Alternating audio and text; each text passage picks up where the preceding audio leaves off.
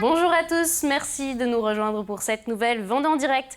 Aujourd'hui, on va parler d'énergie, puisque samedi, le 25 juin, c'est la fête de l'énergie, justement, et je me trouve avec Yann Fontenot. Bonjour. Bonjour. Alors, vous êtes chargé de mission à l'association ELI, sur le pôle éducation, l'association qui organise cette fête de l'énergie, c'est à La Roche-sur-Yon, au centre-ville. Alors déjà, juste pour expliquer, cette fête de l'énergie, c'est la première édition. Qu'est-ce que c'est, très concrètement ? Alors effectivement, cette fête de l'énergie, c'est la première édition. Bon, historiquement, c'est vrai qu'on a fait des rallyes l'énergie à Moulins-Papon. C'était très sympa, mais voilà, on a voulu un petit peu changer de cadre, aller sur une place un peu plus centrale. Et donc, effectivement, cette année, on a décidé de faire notre fête de l'énergie sur la place Napoléon, samedi prochain, comme vous l'avez dit. Et donc, l'idée, c'est de proposer aux gens, en fait, plusieurs petits stands avec des animations autour de différentes thématiques, mais toujours pour parler un petit peu d'énergie, de voilà, comment on l'utilise et puis qu'est-ce qu'on peut faire pour mieux l'utiliser, moins en consommer. La sensibilisation autour de jeux et de stands. Donc, très concrètement, qu'est-ce qu'on pourra retrouver ? Alors, vous avez amené J'ai ramené quelques petits exemples, ouais. Effectivement, il y aura d'autres choses, mais très concrètement, voilà, on va trouver des petits stands. Alors, il y a un stand, par exemple, autour des impacts sur nos téléphones portables. C'est vrai qu'on est quand même maintenant tous accros à nos téléphones, mais il faut savoir voilà, que derrière, il y a des consommations, c'est pas gratuit tout ça. Et donc, pour sensibiliser un petit peu, on a imaginé un petit jeu sous une forme un petit peu de Dr Maboul, ce qu'on appelle le Dr Smartphone. Donc, l'idée, les gens vont devoir aller récupérer des petites pièces du téléphone qui seront glissées dedans, et puis voilà, essayer de ne pas toucher les bords. Je pense que tout le monde connaît le jeu. Sinon, ça bip. Sinon ça bip, exactement. Derrière ça, bien sûr, l'idée, c'est pas juste d'aller récupérer les pièces. Nous, derrière, on parlera un petit peu justement de quels composants sont nécessaires pour fabriquer tel ou tel équipement et où est-ce qu'on va chercher ces matières premières, parce qu'en fait, finalement, un téléphone portable, pour le fabriquer, on a besoin de matières. Il n'y a pas du village à côté. Exactement. On dit souvent qu'un téléphone portable fait le tour du monde pour être construit, mais effectivement, voilà, il y a des gros impacts. Et puis, on parlera aussi de un peu les impacts sur notre utilisation, parce que, effectivement, de regarder des vidéos, c'est pas anodin, ça consomme de l'énergie. Mais il existe aussi des astuces, des solutions. Je suis sûr que les gens en connaissent plein. Donc, l'idée, voilà, c'est d'échanger avec les gens qui seront là, des bonnes astuces. Donc, voilà, on aura un stand. Du téléphone. Exactement. On aura ce stand autour du téléphone. On aura un petit stand, un peu sympa pour les enfants, notamment avec les bateaux pop-up. Donc ça, c'est des petits bateaux qui marchent tout simplement avec de l'eau et une petite bougie. Alors, je ne sais pas si on peut peut-être montrer à la caméra. On peut montrer effectivement à la caméra. Voilà, on a une petite bougie qui va nous permettre de chauffer une petite réserve d'eau.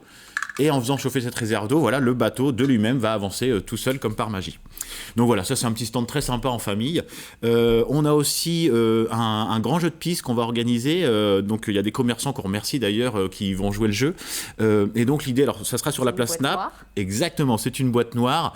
Il va falloir récupérer des petits panneaux solaires photovoltaïques qui en fait, quand on va les connecter, vont permettre d'allumer à l'intérieur de la boîte noire pour découvrir un code secret qui vous permettra d'ouvrir le coffre-fort. C'est un jeu de piste. C'est un jeu de piste, exactement. Voilà, il y aura aussi un stand sur la fresque du climat. La fresque du climat, c'est une grande animation pour essayer de mieux comprendre les causes et conséquences du changement climatique. C'est une animation qui est assez longue, mais là, voilà, on a fait une version de passage qui dure quelques minutes sous forme de quiz, qui est très sympa aussi. Et puis, on aura aussi un stand autour de la cuisine écologique. Ça nous paraissait important et sympa d'en parler. Et ça parle à tout le monde. Et ça parle à tout le monde, voilà, généralement, effectivement. Et donc, voilà, là, à l'aide de fours solaires et de vélo smoothie, on va pouvoir se préparer un petit smoothie ou manger un cookie qui aura été cuit grâce au soleil.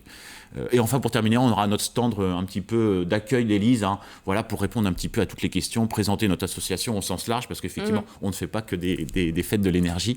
Donc voilà, on sera là pour répondre à toutes les questions autour de l'énergie aussi. Des gens qui auraient des questions sur des travaux qu'ils souhaiteraient faire, on pourra les aider dans la limite du temps qu'on pourra leur consacrer ce jour-là. Alors, vous avez synthétisé, là, il y a une multitude de choses à découvrir. Mais vraiment, l'intérêt de cette fête-là, on a plusieurs thématiques, vous l'avez dit, le téléphone, la cuisine, le climat. Donc, l'intérêt de tout ça, finalement ? L'intérêt, c'est, on va dire, de faire quelque chose d'assez sympa quand même, pour les gens qui seront là cet après-midi, qui seront de passage.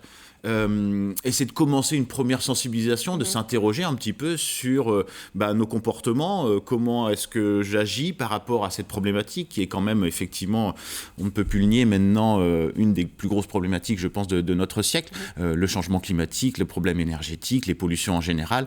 Et donc, alors nous, c'est vrai que notre cœur de métier, c'est plutôt l'énergie, donc on aborde ça sous l'axe de l'énergie. Mais voilà, c'est d'inviter les gens à réfléchir un petit peu à qu'est-ce que je peux faire au quotidien, pour essayer de limiter mon impact, justement. Et justement, c'est aussi de faire se rendre compte que l'énergie, c'est lié aussi à beaucoup de choses qu'on n'imagine pas. L'énergie, ça consomme, ça pollue. Exactement. Par exemple, moi j'aime bien prendre souvent l'exemple de l'énergie qu'on utilise via nos smartphones ou via j'ai envie de dire tout ce qui utilise Internet, mais c'est vrai que ça, c'est une énergie un peu invisible, un peu cachée. Je prends ma voiture, je fais 100 km, je vois bien que mon réservoir a baissé. Par contre, je regarde 3 heures de vidéos sur YouTube ou autre, je me rends pas forcément compte de l'énergie que ça a consommé, le serveur qui a tourné, tout le système, en fait, finalement, Internet, toute la toile, c'est beaucoup de machines, beaucoup d'équipements qui, eux, consomment de l'énergie. Et donc, effectivement, ça, c'est des sujets qu'on essaye aussi de mettre en avant parce que, voilà, c'est important. Si Internet était un pays à l'heure actuelle, il serait le deuxième, voire le premier plus gros consommateur d'énergie au monde. Donc voilà, c'est un sujet important aussi. Oui. Alors, sensibiliser, mais aussi conseiller. Qu'est-ce qu'on pourrait dire aux téléspectateurs, à la population, en gros, si on devait donner quelques éco-gestes tout simples sur l'énergie? Alors quelques éco-gestes tout simples sur l'énergie. Si je reste un petit peu sur le numérique, typiquement, un geste qui est très simple à faire et très important, c'est que quand on veut partager, par exemple, une vidéo, on n'envoie pas la vidéo, on partage le lien de la vidéo. Ça paraît peut-être évident pour certains, mais d'autres, je pense, n'y pensent pas, ne le font pas. Et ça, c'est vraiment un gros impact quand même. Si à chaque vidéo, on envoie le lien plutôt que la vidéo, au bout du compte, voilà, l'énergie économisée est assez importante. Un autre éco-geste qui est important, ou en tout cas une thématique qui est importante si on veut faire des belles économies d'énergie, c'est faire des éco-gestes autour de tout ce qui est chauffage. Le chauffage dans vos maisons, c'est la plus grosse consommation que vous pouvez avoir. Donc, baisser d'1 degré, mettre un pull plutôt que d'être en t-shirt pendant tout l'hiver, penser à fermer ses volets le soir. Il y a plein de petits gestes qu'on peut faire qui vont petit à petit, mis bout à bout, quand même faire aussi des économies assez importantes. Et puis j'ai envie de dire, nous justement, c'est ce qu'on aime aussi, c'est tout le monde connaît des éco-gestes, vous avez sûrement des choses que vous faites vous aussi, on en fait tous déjà. L'idée, c'est d'échanger avec les autres pour justement être de plus en plus à les faire et puis en connaître de plus en plus. Alors ça, justement, tous ces conseils, on pourra les retrouver aussi à Élise. C'est une association de sensibilisation, en gros. Peut-être en 3 mots, parce qu'on arrive à la fin. Ok. Alors, en 3 mots, Élise, effectivement, c'est une association qui existe depuis 20 ans en Vendée, qui milite pour la transition énergétique, les énergies renouvelables et les économies d'énergie. Et on a plein d'actions, de la sensibilisation, mais on accompagne aussi les territoires qui veulent mettre en place ce qu'on appelle des plateformes de la rénovation énergétique. Donc là, typiquement, c'est pour les particuliers qui veulent faire des travaux, mais qui ne savent pas comment s'y prendre, qui ne savent pas quelles sont les aides financières. Ils appellent ces services-là. On est là pour les accompagner, on peut venir faire un audit, on peut donner du conseil, et on a plein d'autres volets. C'est vrai que je ne vais pas trop m'étendre, on n'a plus trop de temps, mais voilà, on est très large sur l'énergie. De toute façon, si on veut vous poser des questions, vous serez samedi, donc le 25 juin, à La Roche-sur-Yon, au centre-ville, place Napoléon. C'est ça. Merci Yann Merci Fontenot, à vous. Et puis bonne fête de l'énergie alors. Merci beaucoup. Moi, je vous remercie de nous avoir suivis. On se retrouve très très vite pour une nouvelle Vendée en direct.